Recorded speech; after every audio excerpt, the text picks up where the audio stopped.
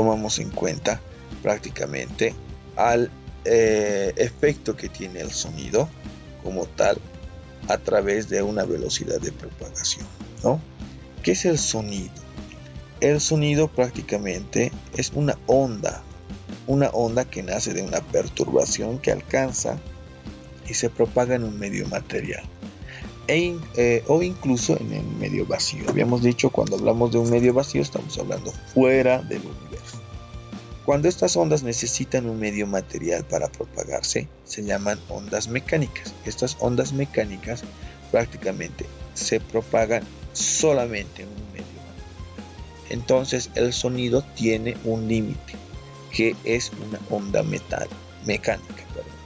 Esta onda mecánica solamente se propaga en un medio material.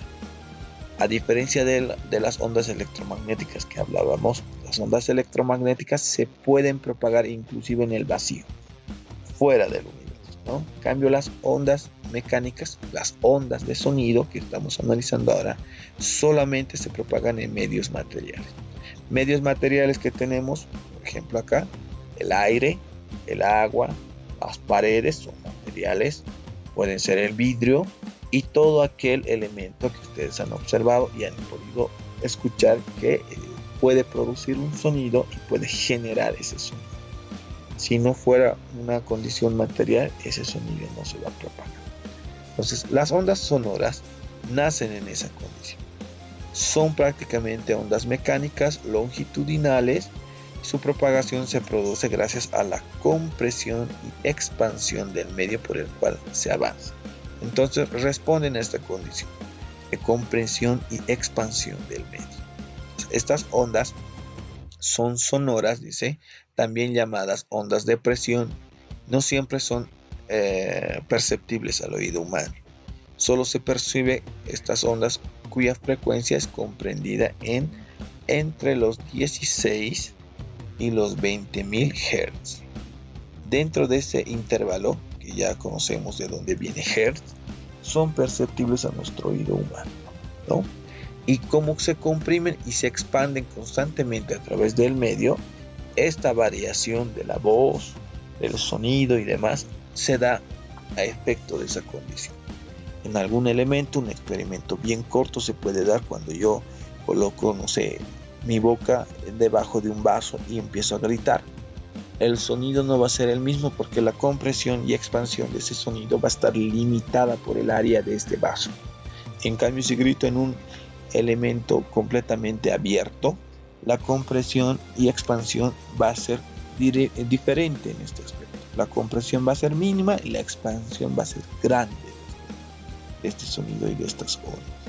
Son, dice, perceptibles al oído humano entre los 16 y los 20.000 Hz. Por debajo son ondas infrasónicas. A eso se denomina una onda infrasónica cuando es muy pequeña, que no puedo en frecuencia hablando, ¿no? Muy pequeña en frecuencia cuando no puedo escuchar. Y por encima de estos 20.000 Hz son ultrasónicos. Entonces de ahí vienen los compuestos y los condicionamientos y elementos que nosotros tomamos en cuenta. Infrasónica y ultrasónica son dos elementos importantes que debemos tomar en cuenta. Cuando una onda sonora se encuentra prácticamente con un obstáculo, se refleja y retorna a su fuente. Es decir, al chocar, como habíamos indicado en este vaso, yo puedo gritar dentro del vaso, choca constantemente, es por eso que el sonido no va a ser el mismo, ¿no? Lo que se conoce como eco. Este fenómeno permite explicar el funcionamiento de dispositivos como el megáfono y el sonar. Cuando hablamos de dimensiones físicas del sonido, observamos en este gráfico las dimensiones físicas. Está la longitud de onda, que es prácticamente una condición de análisis que nosotros estamos observando.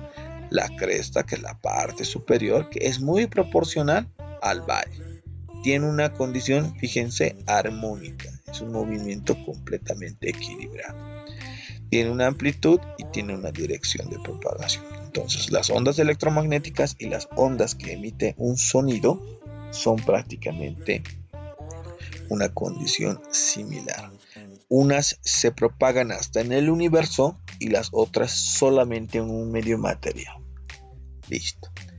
¿Qué tipos de ondas de sonido tenemos?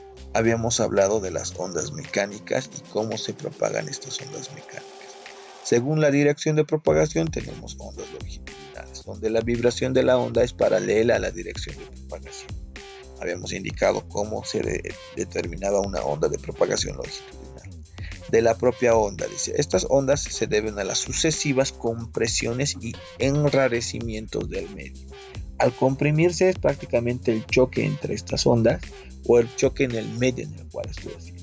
Ustedes han debido observar, coloco una canción en mi cuarto, digamos, es reggaetón, es fuerte, pero en el otro cuarto el sonido no es el mismo. A través de la pared, esta condición se comprime constantemente y la vibración es fuerte en ese cuarto. Pero cuando paso al otro cuarto, este sonido es menor, por el hecho de que esa compresión ha producido que a través del medio, la pared en este caso, esa onda viaje con menor intensidad. Estas ondas se deben a las sucesivas compresiones y enrarecimientos de las ondas sonoras, habíamos dicho. Las ondas transversales son prácticamente la condición de vibración que es perpendicular a la dirección de la onda, habíamos dicho. Por ejemplo, las ondas sobre la superficie del agua son vibracionales porque van en proporción de acuerdo a la dirección perpendicular que generen en este choque. Cuando el medio de propagación está limitado, por ejemplo, una cuerda atada a extremos de una guitarra, la onda también es vibracional porque solamente se va a expandir en condición perpendicular. Cuando llega a este límite se puede reflejar y esta reflexión se combina para la perturbación inicial, dando lugar a lo que se llama onda estacionaria. Las ondas estacionarias, habíamos dicho, están caracterizadas por la aparición de puntos de reposo y puntos de amplitud vibratoria. Entonces, en el gráfico vamos a poder recordar nuevamente. Cuando hablábamos de ondas estacionarias, habíamos indicado que va a existir una armonía. Una onda se emite desde este punto y como tiene un punto extremo, llega a chocar y rebota en esta condición.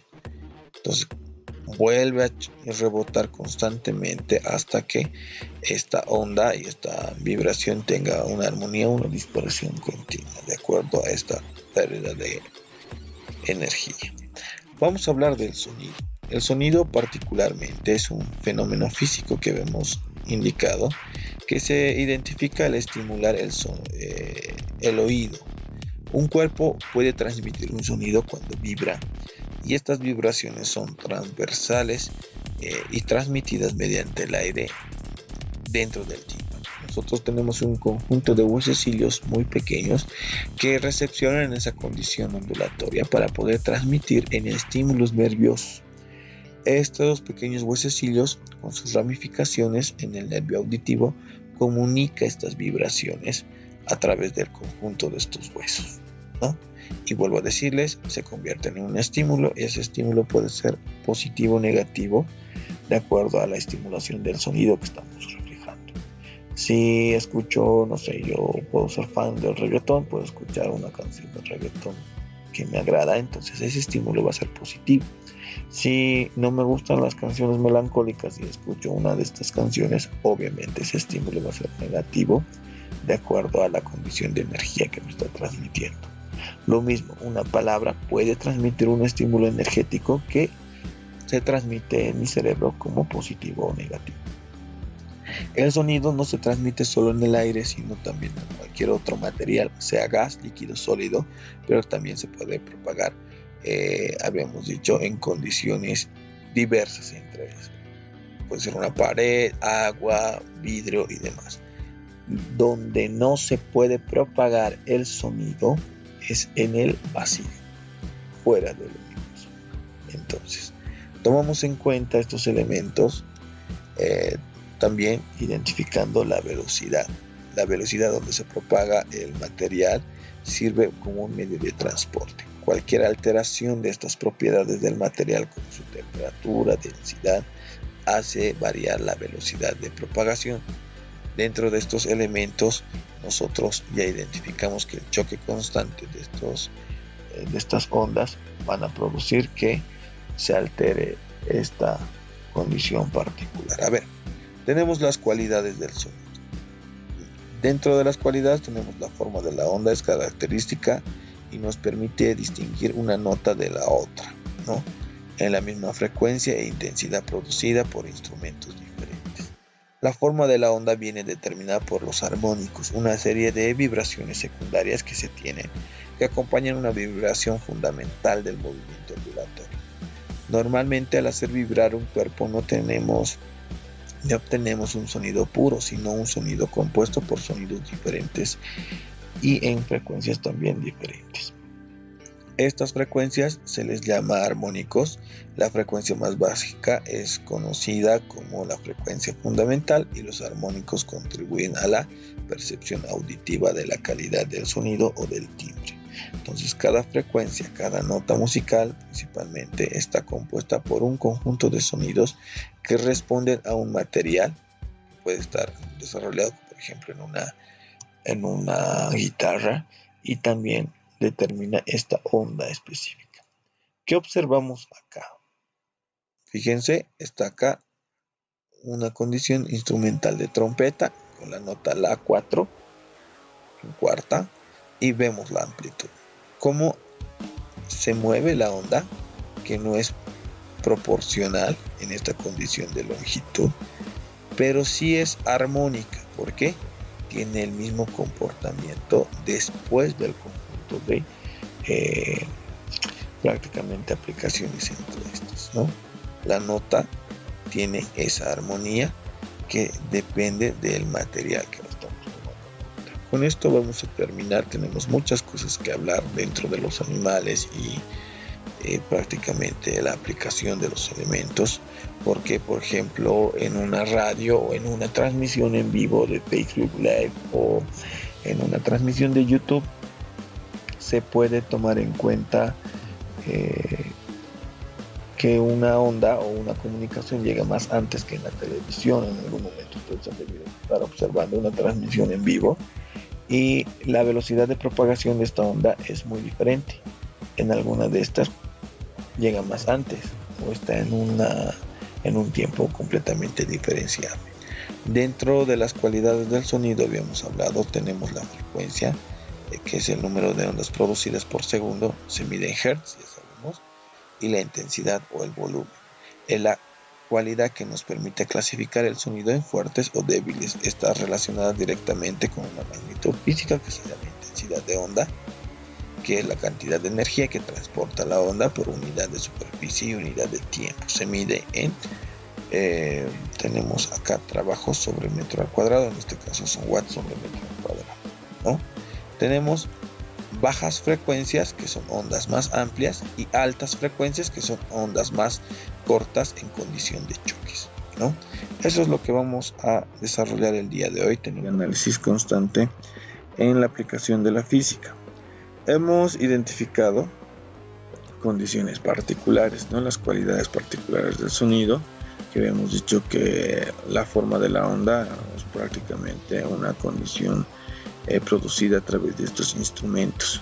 Esta onda viene determinada por los armónicos. Los armónicos prácticamente son condiciones de formas de las ondas que tienen cualidades particulares, como en este armónico, una longitud de onda en ese sentido, pero que es armónica porque se repite constantemente.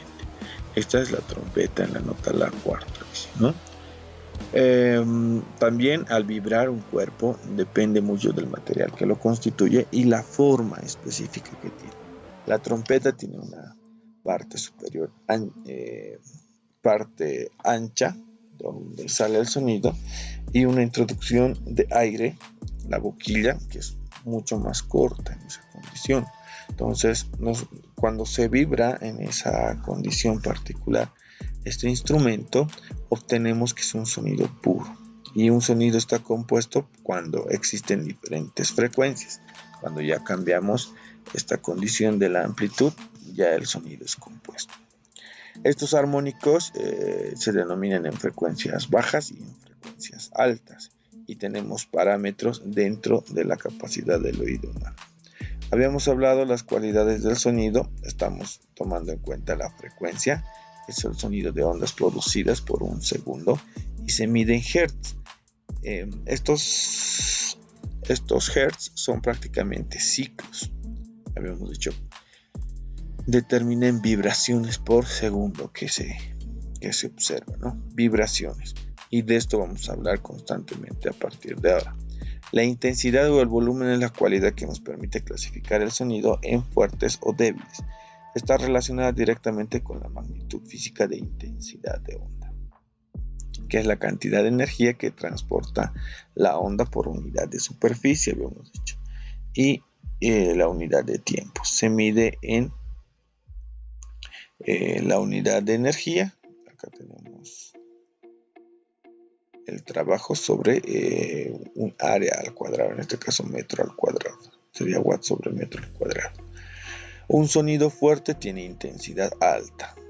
La distancia y la separación entre el valle y la cresta es mayor, ¿no? Intensidad alta.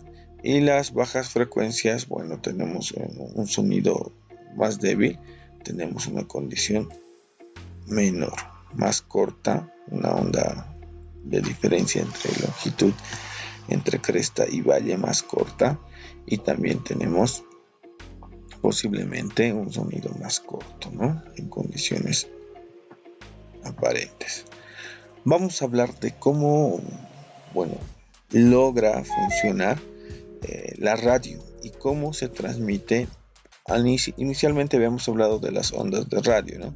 Pero necesitamos hablar también la velocidad que se tiene en estas ondas de radio. ¿Qué es lo que vamos a tomar en cuenta entonces normalmente acá?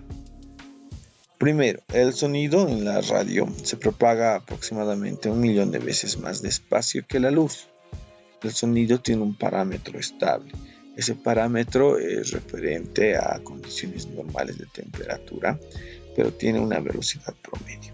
A comparación con la velocidad de la luz, que es 300.000 kilómetros por segundo, debemos tomar en cuenta que particularmente el luz está viajando 1 millón de veces más despacio. El sonido, perdón. En cambio, la velocidad de las ondas de radio es igual a la velocidad de propagación de las vibraciones luminosas, o sea, la velocidad de la luz. Es por eso que el hombre ha creado para poder utilizar a favor esta velocidad de las ondas de radio. Vuelvo a decir, estaría a la par de la velocidad de la luz. Entonces tenemos que la velocidad del sonido es 1 millón de veces menor que la de las ondas de radio. Y por ejemplo, en unas condiciones particulares, las ondas de radio viajan mucho más rápido que el mismo sonido. En un ejemplo, estamos citando ahí, por ejemplo, un violinista toca en directo para un público y su actuación se retransmite por la radio. Entonces el sonido llegaría antes a radio escucha que a los espectadores que se encuentran en la sala. Esto observamos, por ejemplo, en condiciones de transmisiones en vivo también, ¿no? Estas transmisiones en vivo vía live, YouTube, Facebook, en algunos casos ustedes han debido observar que son muy diferentes en velocidad cuando están siendo retransmitidas también en la radio o siendo retransmitidas también en la misma televisión, ¿no? Hay una información que llega más rápido, inclusive con otra velocidad a la transmisión, y es por eso que ocurre esa situación particular. Entonces, lo más factible para tener una transmisión completamente al vivo y en tiempo real vendría a ser una transmisión por radio. Entonces, necesitamos ubicar e identificar esos valores particulares porque realmente estamos hablando de principios físicos que generalmente lo relacionamos con problemas del aparato, cuando es una condición normal, natural, que pueda existir estas condiciones, ¿no? El sonar. La técnica que se usa al propagar ultrasonidos, que habíamos dicho que son sonidos por encima de la frecuencia límite para el ser humano, está prácticamente en una condición bajo el agua para navegar, comunicarse y también detectar otros buques o barcos y bancos de peces, ¿no? El sonar es una técnica que se emplea utilizando la reflexión de una onda al chocar con objetos para que vuelva a la misma fuente. Entonces, lo que hacemos en el sonar es prácticamente mandar ondas, aprovechar la cercanía o la lejanía de los cuerpos que están y que no observamos en el mar, por ejemplo, porque el mar y el océano a profundidades mayores es oscura, ¿no? Entonces no puedo detectar a simple vista qué condiciones o cuántas cantidades de animales están presentes ahí abajo. Entonces se utiliza el sonar para una forma como un radar, pero bajo el agua, para detectar estos animales, ¿no? Dice, al chocar con estos objetos, vuelve a su fuente. Entonces utiliza una condición de reflexión, ya que uno solo no causaría que la onda chocase, sino mientras de un banco de peces, sí. Pues cuando tenemos mayor cantidad de animales ahí, es mucho más fácil detectar la presencia, la cantidad y obviamente la distancia en la cual están estos animales. Por lo general, los sonares suelen emitir ultrasonidos con frecuencias de 50.000 Hz. Estos sonares emiten, dice, ultrasonidos, o sea, son mucho mayores a la percepción del ser humano, con una frecuencia de 50.000 Hz. Esa es la frecuencia que se podría utilizar. La distancia que separa al barco del banco de peces ya se puede localizar. Es fácilmente calculable ya que se conoce la velocidad de propagación de las ondas, que es aproximadamente 1500 metros sobre segundo.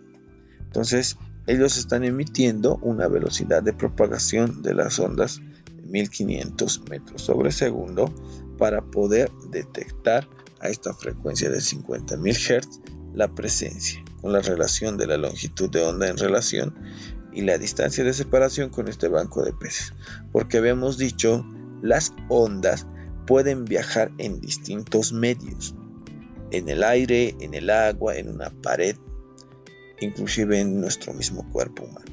Entonces, en la presencia de un cuerpo externo ya detecta una variación de velocidad de acuerdo a la consistencia de ese cuerpo, y es lo que se utiliza físicamente para detectar esta distancia, ¿no?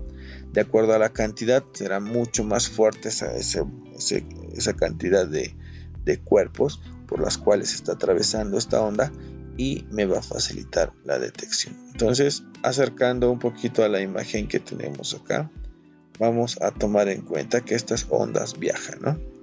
Sabemos la distancia de separación hacia una roca, pero si es que existiera al medio de esto un banco de peces, estas ondas van a cambiar en condición porque van a tratar de atravesar el cuerpo de esos peces, pero yo en el momento que rebota y con la velocidad de propagación que ya tenía conocida, la variancia de esta velocidad va a determinar cuánta cantidad de peces hay, qué y a qué distancia aproximadamente. Entonces, con esa transmisión yo ya puedo detectar estos elementos.